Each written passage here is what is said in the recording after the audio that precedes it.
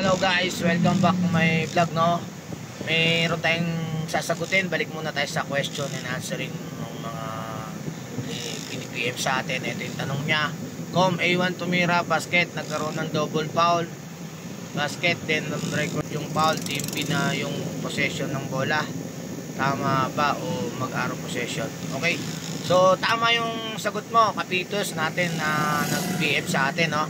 Kasi dun sa double foul, doon sa Article 35, yung mainit din na usapin niya na nakaraan, no?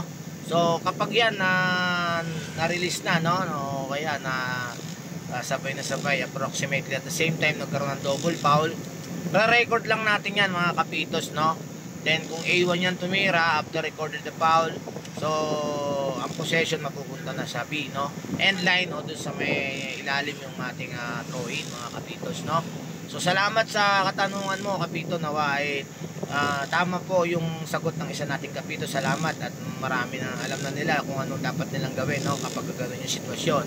Kapag yan naman ay na-release at hindi tumama, tama yung sinabi niya, yung sa tanong niya, mag-a-arrow naman tayo, ano, alternate possession arrow ng Article 12, no?